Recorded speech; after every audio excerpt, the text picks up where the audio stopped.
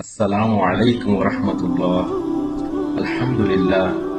الحمد لله رب العالمين وكفى وسلام على عباده الذين اصطفى نحمده ونصلي على رسوله الكريم أما بعد.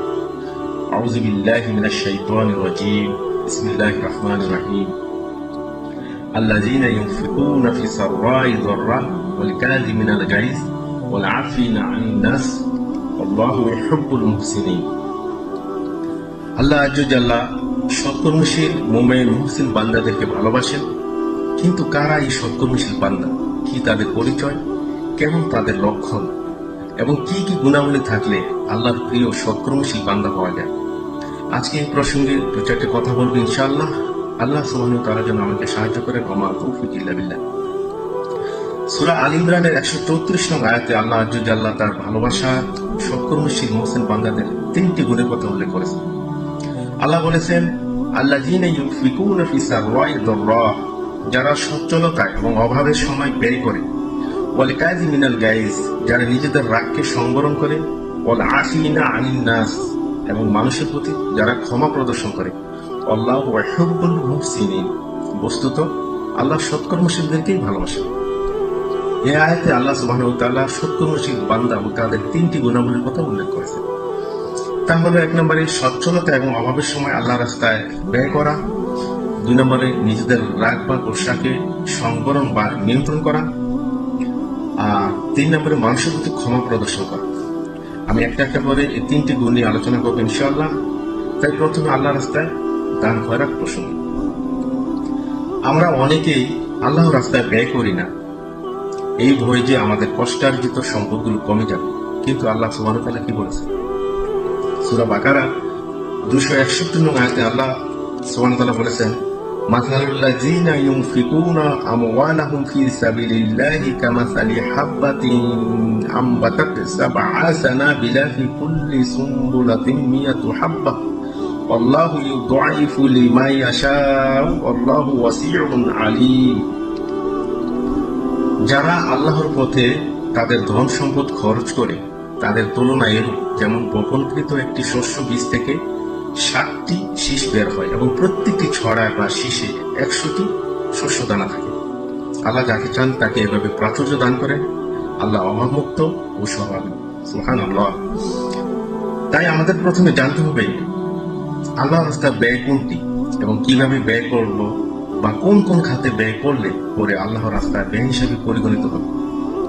তা হলো, আপনার ধন সম্পদ যদি আপনার নিজের প্রয়োজন পূরণ করার জন্য ব্যয় করা হয়, অথবা পরিবার, সন্তান সন্ততি ভরণ পোষণের বা আত্মীয় স্বজনের দেখাশোনা করা, অথবা অভাবীদের সাহায্যার্থে বা কোনো জনকল্যাণমূলক কাজে এবং দিন প্রতিষ্ঠা ও জিহাদের উদ্দেশ্যে, এগুলো যে কোনো একটি খাতে ব্যয় করা হোক না কেন, তা যদি আল্লাহর বিধান অনুযায়ী রাসূলের সুন্নাহর আলোকে একমাত্র আল্লাহর সন্তুষ্টি হাসিলের লক্ষ্যে ব্যয় করা হয়, তাহলে তা আল্লাহর পথে ব্যয় করার মধ্যে গণ্য হবে।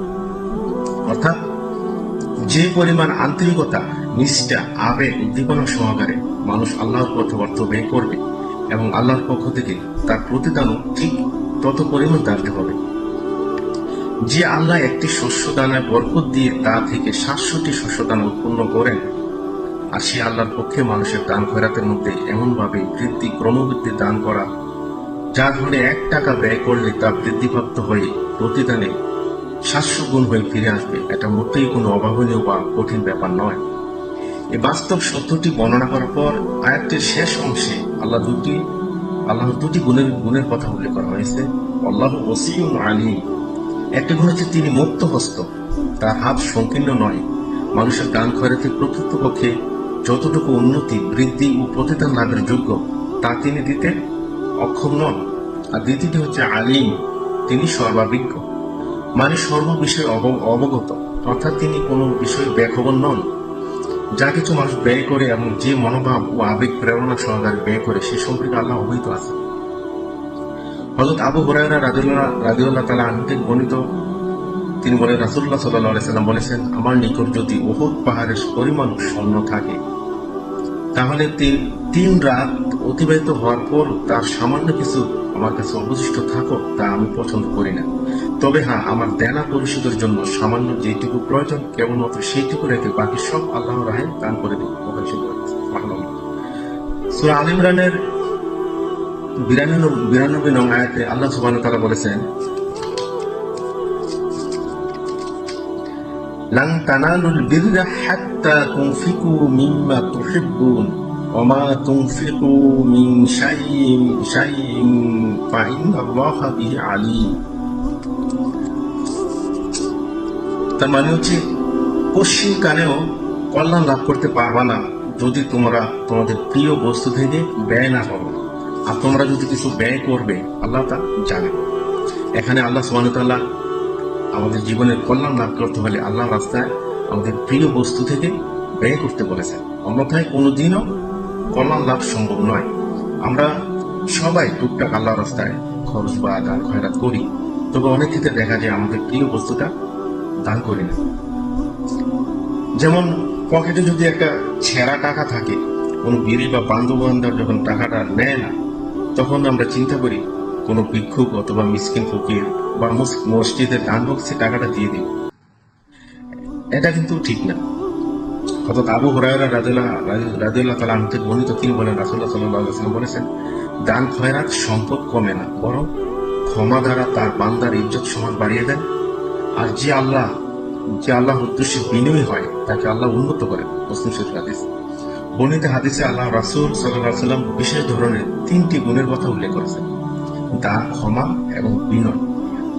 কোন বস্তুবাদী বা স্বল্পবুদ্ধির লোক হয়তো মনে করতে পারে যে দান করলে সম্পদ কমে যায়, ক্ষমা দ্বারা সম্মানের লাঘব হয়, বিনয় দ্বারা মর্যাদা হানি ঘটে। কিন্তু নবী করিম সাল্লাল্লাহু আলাইহি ওয়াসাল্লাম কি বলেছেন? তিনি বলেছেন, এরূপ নয়। সুতরাং এর বিপরীত, দান করলে সম্পদ বৃদ্ধি হয়, ক্ষমা করলে সম্মান বৃদ্ধি হয় এবং বিনয় মানুষের মর্যাদা বৃদ্ধি করে। এই আয়াতের দ্বিতীয় গুণ। এবার আয়াতের দ্বিতীয় গুণ, ওয়াল কাযিমিনাল গাইজ, যারা নিজেদের রাগকে সংবরণ করে। ইবনে আহমদ উল্লিখিত হাদিস, ইবনে ওমর রাদিয়াল্লাহু তাআলা আনহু থেকে বর্ণিত, নবী করিম সাল্লাল্লাহু আলাইহি ওয়াসাল্লাম বলেছেন, মানুষ যেসব বস্তুর ডোব গ্রহণ করে তোর মধ্যে গুসা, সেই ডোবটি হল আল্লাহ সুবহানাহু ওয়া তাআলার নিকট সবচেয়ে উত্তম, যেটি আল্লাহকে সন্তুষ্ট রাখার জন্য মানুষ গ্রহণ করে থাকে। আবু হুরায়রা রাদিয়াল্লাহু তাআলা আনহু থেকে বর্ণিত, তিনি বলেন, রাসূলুল্লাহ সাল্লাল্লাহু আলাইহি ওয়াসাল্লাম বলেছেন, যে ব্যক্তি অন্য লোককে কুস্তিতে হারিয়ে দেয় সে বাহাদুর নয়, বরং প্রকৃত বাহাদুর সেই ব্যক্তি যে রাগের বা গুসার মুহূর্তে নিজেকে সামলাতে পারে। বুখারী মুসলিম শরীফ হাদিস। তার মানে আমরা যে আদৌ রাগ করবো না তা নয়, তবে যেসব ক্ষেত্রে রাগ করব সেখানে আমরা যেন কাণ্ড জ্ঞান বিবর্জিত হয়ে নিজের উপর নিয়ন্ত্রণ হারিয়ে না ফেলি, বরং চরম রাগের মুহূর্তে যেন আমরা নিজেকে সামলাতে পারি। হ্যাঁ, প্রকৃতপক্ষে এটাই ছিল রাসূলের শিক্ষা। আর আজকের তৃতীয় গুণটি হলো ওয়াল আফিনা আনিন নাস, মানুষের প্রতি ক্ষমা প্রদর্শন করা। আসলে এই গুণটি হলো সবচেয়ে গুরুত্বপূর্ণ। পৃথিবীর মানুষের সামাজিক অবস্থাকে সুন্দর বা সুশৃঙ্খল করার জন্য ক্ষমা একটি অত্যন্ত আবশ্যকীয় গুণ। ক্ষমা বা অন্যকে মাফ করে দেওয়া, এই আদর্শ বা গুণটি যার মধ্যে আছে, আল্লাহ সুবহানাহু ওয়া তাআলা তাকে জান্নাতি বলে আখ্যায়িত করেছেন। সুবহানাল্লাহ। সূরা আরাফের 199 নং আয়াতে আল্লাহ তাআলা তার রাসূলকে বলেছেন, হে রাসূল, আপনি কোমলতা ও ক্ষমার পথ অবলম্বন করুন। ক্ষমা এটি আমাদের পারিবারিক ও সামাজিক জীবনের একটি অত্যন্ত গুরুত্বপূর্ণ বিষয়।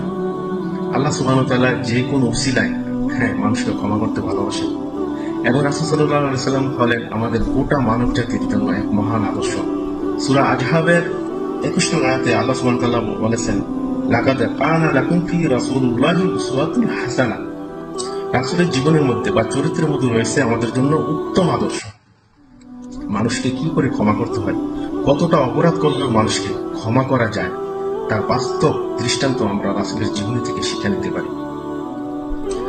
সহিহ বুখারী কিতাবুল আদাব শিষ্টাচার অধ্যায়ের মুচকি হাসা অনুচ্ছেদে একটি হাদিস,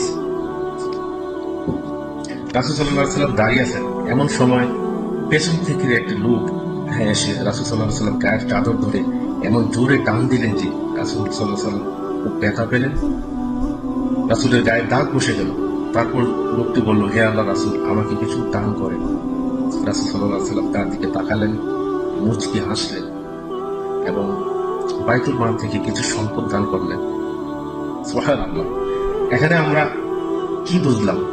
রাসূলকে লোকটি কষ্ট দিল, ব্যথা দিল এবং গায়ে দাগ বসিয়ে দিল, অথচ রাসূল সাল্লাল্লাহু আলাইহি ওয়াসাল্লাম তাকে একটু বুঝতে না দিয়ে হাসি মুখে তার দিকে তাকালেন এবং শুধু দানই করলেন না, বরং তাকে ক্ষমাও করে দিলেন। আসলে এভাবেই মানুষকে ক্ষমা করতে হবে। আমরা যদি মানুষকে ক্ষমা করতে পারি, আল্লাহ রাব্বুল আলামিন আমাদেরকে ক্ষমা করে দিবেন। মুসনাদে আহমদের ৬৩৬৪ নং হাদিসে বর্ণিত, রাসূল সাল্লাল্লাহু আলাইহি ওয়াসাল্লাম বলেছেন, ইগফিরু ইয়াগফিরুল্লাহু লাকুম, তোমরা মানুষকে ক্ষমা করো আর আল্লাহ রাব্বুল আলামিন তোমাদেরকে ক্ষমা করে দেবেন। সো ক্ষমা একটি ভীষণ মহৎ গুণ। মানুষের ক্ষমা করার এই নীতি বা গুণটি যদি আমরা আমাদের ভিতরে প্রবেশ করাতে পারি, তাহলে আমাদের শত্রু আমাদের বন্ধুতে পরিণত হবে। আল্লাহ রাসূল বলেছেন, সহিহ বুখারীর বর্ণনায় কিতাবুল আদাবের শিষ্টাচার অধ্যায়ে রাগ করা অনুচ্ছেদে বর্ণনা করেছেন, রাগ করার সময় নিজেকে নিয়ন্ত্রণ করতে পারা এবং কেউ খারাপ আচরণ করলেও প্রতিশোধ নেবার সামর্থ্য থাকা সত্ত্বেও তাকে ক্ষমা করে দেওয়া, এই গুণটি যার মধ্যে থাকবে তার জন্য দুটা পুরস্কার। এক নম্বরে আল্লাহ তাদেরকে বিভিন্ন বিপদ আপদ থেকে উদ্ধার করবেন, আর দুই নম্বরে ভয়ঙ্কর শত্রুকেও আল্লাহ তাআলা তার জন্য অন্তরঙ্গ বন্ধুতে পরিণত করে দেবেন। সুবহানাল্লাহ। তাই আমরা যদি আমাদের বন্ধু শত্রু সবাইকে ক্ষমা সুন্দর দৃষ্টিতে দেখতে পারি, তাহলে শত্রুকেও যে বন্ধুতে পরিণত করে দিবেন তার একটি বাস্তব দৃষ্টান্ত নবী সাল্লাল্লাহু আলাইহি সাল্লামের জীবন দশায় রয়েছে। তিনি একদিন একটি গাছের নিচে শুয়ে আছেন এবং তার তলোয়ারটি গাছের মধ্যে ঝুলিয়ে রাখেছিল। এমন মুহূর্তে এক কাফের মুশরিক এসে তলোয়ারটি হাতে নিয়ে বলছে, কে আছে এই মুহূর্তে তোমাকে আমার হাত থেকে রক্ষা করার জন্য? রাসূল সাল্লাল্লাহু আলাইহি সাল্লাম বললেন, আল্লাহই আমাকে রক্ষা করবেন। কাফের লোকটি অবাক হয়ে জিজ্ঞেস বলল যে, এখানে তো কেউ নেই আপনাকে রক্ষা করার জন্য। হ্যাঁ, আপনি বলছেন আল্লাহই আপনাকে রক্ষা করবে। কাফের লোকটি আবার বলল, কে আছে হ্যাঁ এই মুহূর্তে আপনাকে আমার হাত থেকে রক্ষা করার জন্য? রাসূল বলেন, আল্লাহই আমাকে রক্ষা করবেন। এভাবে লোকটি তিনবার রাসূল সাল্লাল্লাহু আলাইহি সাল্লাম জিজ্ঞেস করেন, রাসূল সাল্লাল্লাহু আলাইহি সাল্লাম তিনবারই বললেন, আল্লাহই আমাকে রক্ষা করবেন। তারপর লোকটির হাত থেকে তলোয়ারটি কাঁপতে কাঁপতে মাটিতে পড়ে গেল এবং রাসূল সাল্লাল্লাহু আলাইহি সাল্লাম এবার তলোয়ারটি হাতে নিলেন এবং বললেন, কে এবার তোমাকে আমার হাত থেকে রক্ষা করবে? লোকটি বলল, কেউ নেই আমাকে রক্ষা করার জন্য। নবী সাল্লাল্লাহু আলাইহি সাল্লাম বললেন, যাও, আমি তোমাকে ক্ষমা করে দিই। আল্লাহু আকবার, আল্লাহু আকবার। এত সুযোগ পাওয়ার পরেও নবী সাল্লাল্লাহু আলাইহি সাল্লাম যদি চাইতেন লোকটিকে কেটে টুকরো টুকরো করে দিতে পারতেন, কিন্তু নবী সাল্লাল্লাহু আলাইহি সাল্লাম তাকে ক্ষমা করে দিলেন এবং তাকে যাওয়ার সুযোগ করে দিলেন। লোকটা চলে যাচ্ছে আর ভাবতে লাগলো যে ধর্মে এত সুন্দর ক্ষমা শিখায়, যে ধর্মে এত সুন্দর আদর্শ আছে, সেটা কোনো জাতা ধর্ম হতে পারে না। এবং পরক্ষণেই লোকটি রাসূলের কাছে শান্তির ধর্ম ইসলাম গ্রহণ করলেন। সুবহানাল্লাহ। হযরত জিবরাইল আলাইহিস সালাম ও ফেরাউনের মধ্যকার একটি ছোট্ট ঘটনা বলে আজকের আলোচনা এখানে শেষ করব। আল্লাহ রাব্বুল আলামিন রহমানুর রাহিম যে কত সুন্দর, কত দয়ালু, কত মেহেরবান তার বান্দাদের উপর, এই ঘটনাটি তার একটি উজ্জ্বল দৃষ্টান্ত। আমরা জানি পৃথিবীর সবচেয়ে নিকৃষ্ট জালিম নাফরমান আল্লাহর সবচেয়ে অবাধ্য ব্যক্তি ছিলেন ফেরাউন। কারণ আপনারা জানেন সে নিজেকে রব্বুকুমুল আলা, সবচেয়ে বড় রব, সবচেয়ে বড় আল্লাহ বলে দাবি করেছিলেন এবং তা প্রতিষ্ঠিত রাখতে হাজার হাজার বনী ইসরাইল সন্তানদেরকে হত্যা করেছিলেন। যাই হোক,